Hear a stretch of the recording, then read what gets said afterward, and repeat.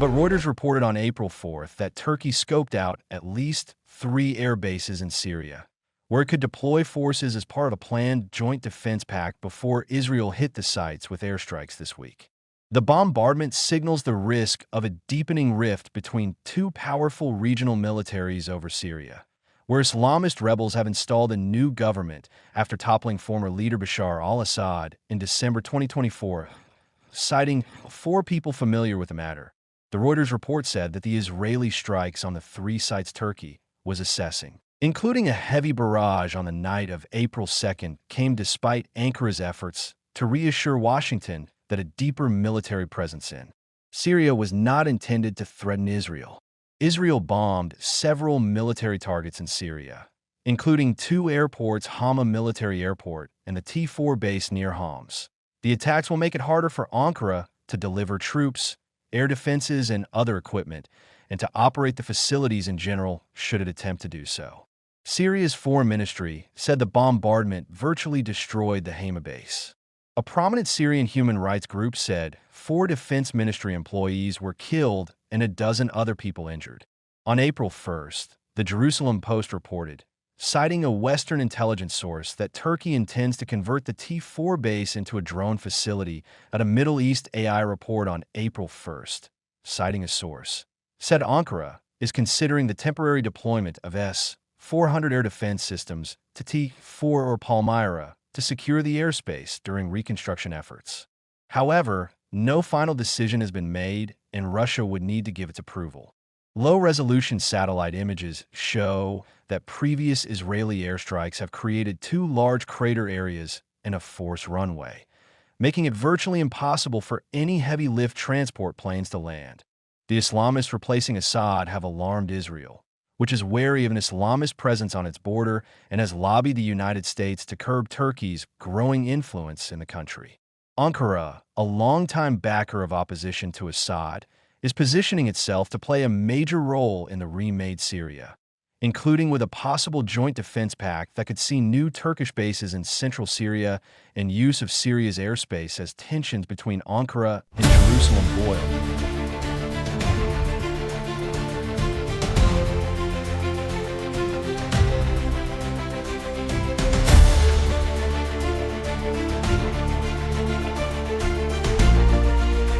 Turkey's foreign ministry called Israel the greatest threat to regional security.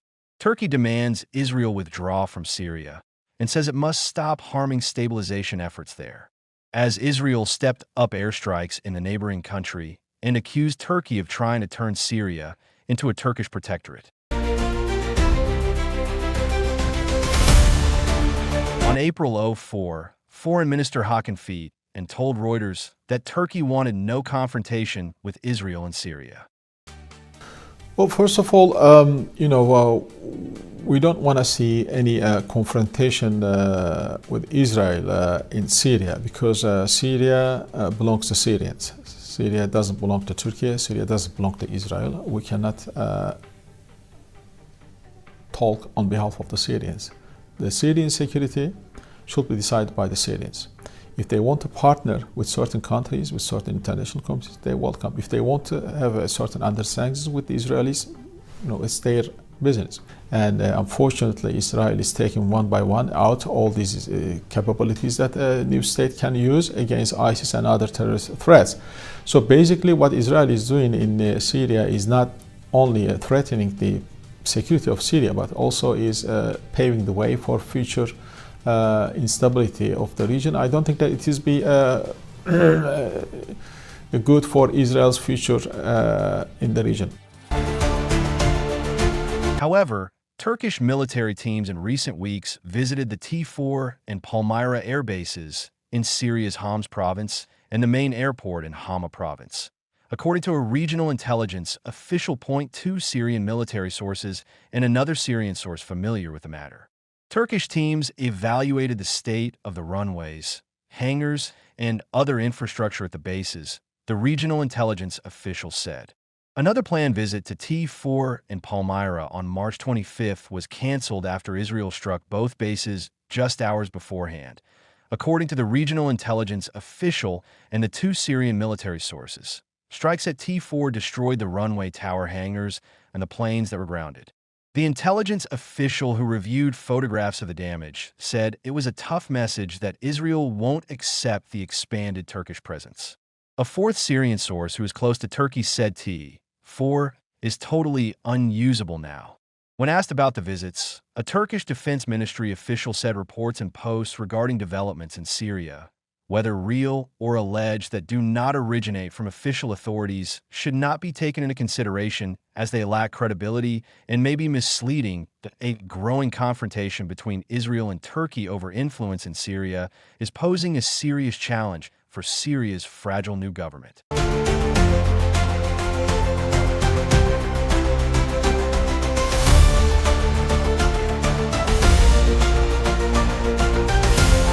On the night of April 2nd, Israel bombed several military targets in Syria. The airstrikes hit Syria, but their real target was Turkey.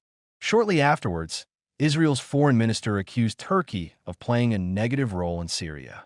And Israel's defense minister warned Syria's interim president, Ahmed al-Shara, that he would pay a very heavy price if he allowed hostile forces to enter his country.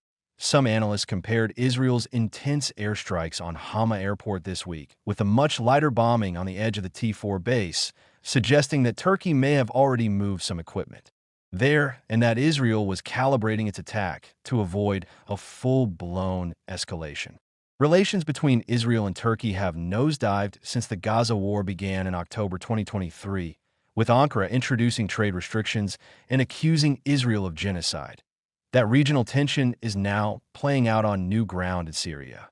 Syria's new leader has repeatedly signaled that he was not looking for a confrontation with Israel soon after sweeping President Bashar al-Assad from power. Last December, al-Shara told the BBC that Syria would not pose a threat to any country.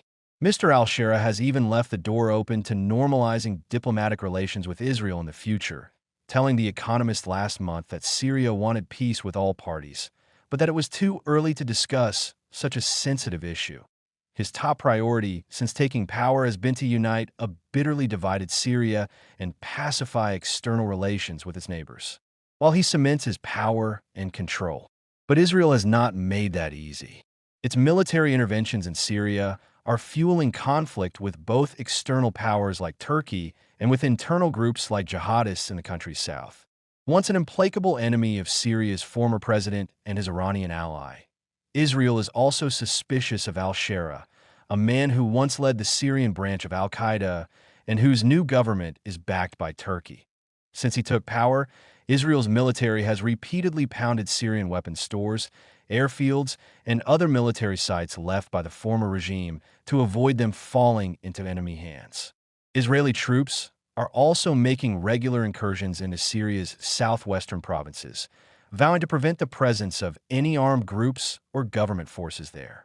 Earlier this week, the local government in the southern city of Daraa said 9 civilians were killed in an Israeli bombardment during the deepest incursion there yet by Israeli forces. Another 4 people were killed in Israeli shelling near the village of Koya late last month after local gunmen tried to stop the advance of Israeli forces there. Since then, mosques in both Deira and Damascus have reportedly called for jihad against Israeli forces. Many Syrians are disappointed by Israel's response to their new government. They watched for years as Israel targeted the Assad regime and believed that Assad's fall would bring the chance for a less confrontational relationship with Israel, though we used to believe that the Israeli army was only targeting Assad's regime forces. But its continued incomprehensible bombings are sadly making us think that Israel is an enemy of the Syrian people. Syria is vulnerable because its internal divisions are easily inflamed by regional and global interventions. The roots of sectarian conflict run deep here, nourished by decades of repressive rule by the Assad family members of Syria's Alawite minority. Ahmad al-Shara's attempts to reassure the country's minorities were interrupted in early March by an explosion of violence in Syria's coastal region, a stronghold of the former regime.